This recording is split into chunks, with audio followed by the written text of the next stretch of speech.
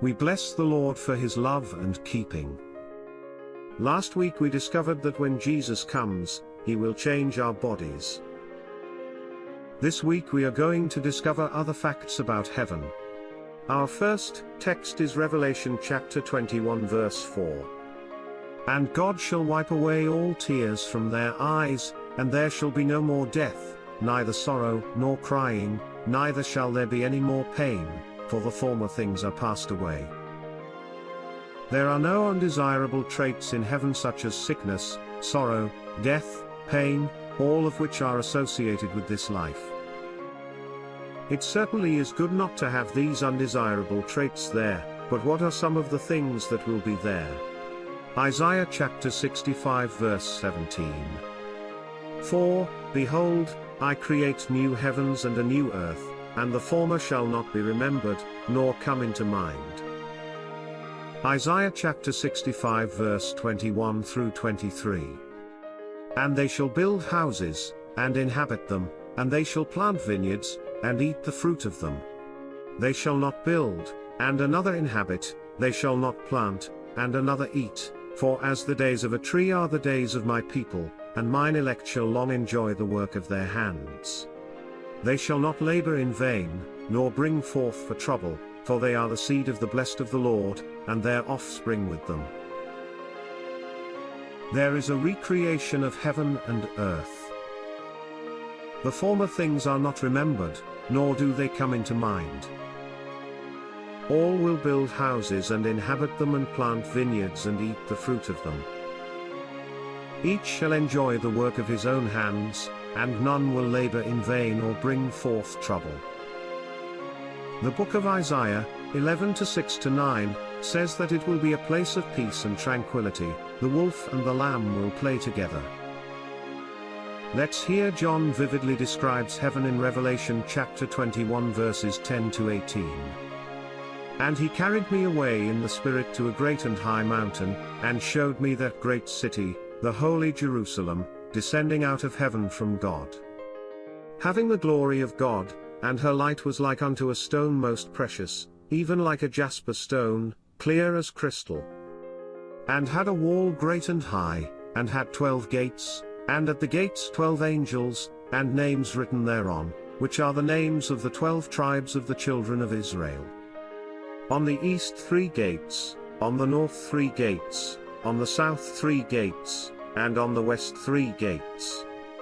And the wall of the city had 12 foundations, and in them the names of the 12 apostles of the Lamb. And he that talked with me had a golden reed to measure the city, and the gates thereof, and the wall thereof. And the city lieth foursquare, and the length is as large as the breadth. And he measured the city with the reed, 12,000 furlongs. The length and the breadth and the height of it are equal. And he measured the wall thereof, 144 cubits, according to the measure of a man, that is, of the angel. And the building of the wall of it was of jasper, and the city was pure gold, like unto clear glass. John is trying to describe heaven so as to avoid two extremes. He is explaining heaven away as being unreal, imaginary, ghost-like. He also making it only what he briefly describes, too earthly and nothing more. It sounds as though heaven is a very wonderful place. But how good is heaven compared to the best of what we have on this earth? Let's see what Isaiah chapter 64 verse 4 says.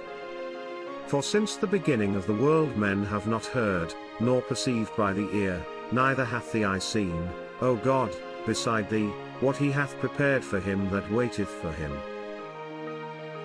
At no time has man seen, heard, or even dreamed of the wondrous things God has prepared for those who love him. It's beyond comprehension, imagination, or description.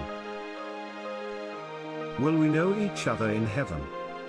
Let's read John chapter 20 verses 11-16.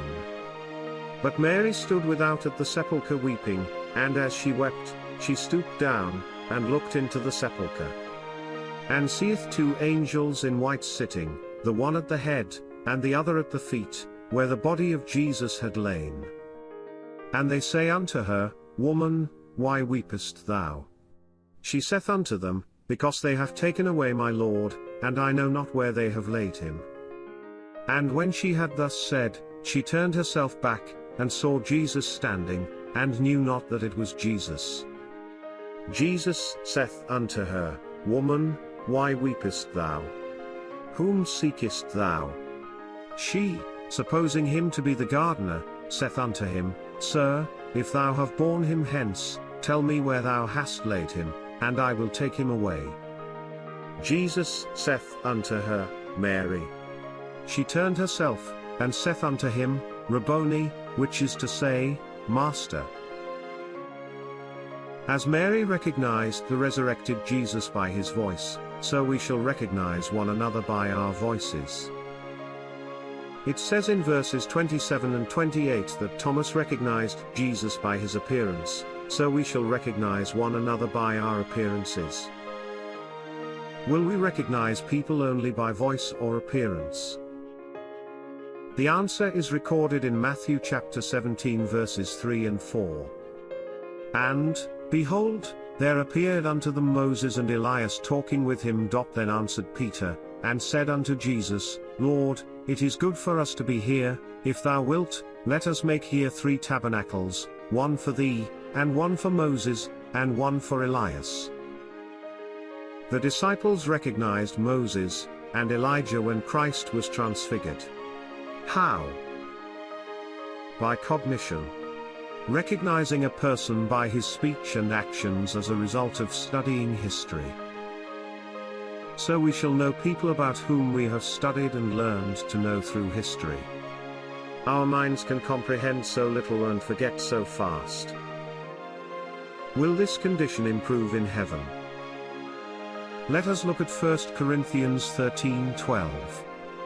For now we see through a glass, darkly, but then face to face. Now I know in part, but then shall I know even as also I am known. We shall see through the mysteries of this life as God knows us now. Certainly, if God is offering all this to us, there must be some basis upon which individuals will be granted these things. John 1:12 is our last text. But as many as received him, to them gave he power to become the sons of God, even to them that believe on his name. As many as receive him, Christ, are enabled to become sons, or heirs of God. God is definitely offering us something better than we now have. The only question is, will we fulfill the conditions so that we can accept it? Thank God for his love in preparing a place for us. Ask for help to follow his commands, so that we will be able to enjoy heaven. Today we studied about a few of the desirable features of heaven. Next week we shall see how long the righteous will live in heaven in a study entitled The Millennium. Feel free to contact us for further discussion on the topic, and also visit our webpage and download the lesson in PDF and audio format. God keep you until we meet again.